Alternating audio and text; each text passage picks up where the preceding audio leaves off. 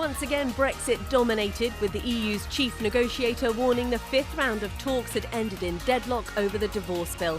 Perhaps Supergirl can help. Oh, that's actually the pro-EU campaigner Madeleina Kay.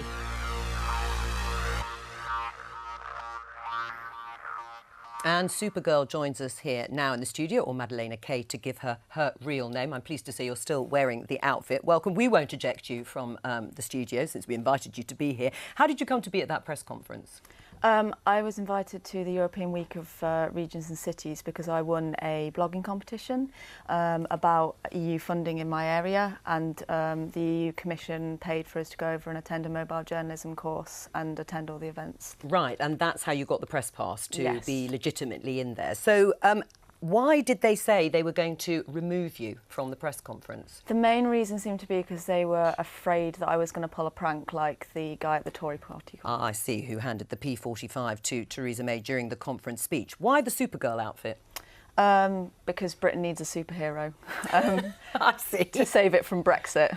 And why then to Michel Barnier? Isn't this something you should be directing here at the British government? Well, Davis was there as well. Right, so it was for both of them? Yeah. Right. Tell us what you have here, the books, the cartoons. Yeah, this is my... Well, I mean, the reason why I wear the super outfit is because it gets attention, but it's also to reach out to younger people and to a wider kind of audience that aren't normally engaged with politics. And I think the problem with the Brexit vote was a lot of young people just didn't turn up to vote in the referendum. People didn't know, they didn't understand. So what I try and do is like education, basically. So I've literally just written a book which is all about the European countries where the character visits everywhere in Europe. And I also have that with this poster with all the reasons to remain in the EU, and I'm just hoping that through sort of education and speaking out to people and inspiring young people, we can maybe start to shift the perception of the EU. Right. Should she have been ejected, Madeleina? Of course she shouldn't have been ejected. However,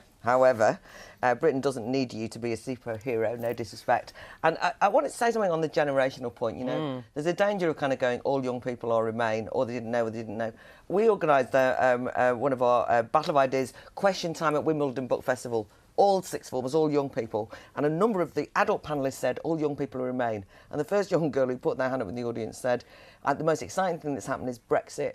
For young people, blah, blah, blah. So I think you've got to be careful about only got a few seconds there, but do you think that's right? No, do you think the data young show people... quite clearly young people more generally did tend to remain. I think one of the sad things about this, and goes back to the argument we were having earlier, that we're now having a very interesting debate that we should have had before June 26th. And would more young people have turned out to vote then, do you think? Who knows? But I was having that debate then. Well, I'm going to say thank you to Supergirl before she does leave the studio, and obviously thank you to all of our guests today.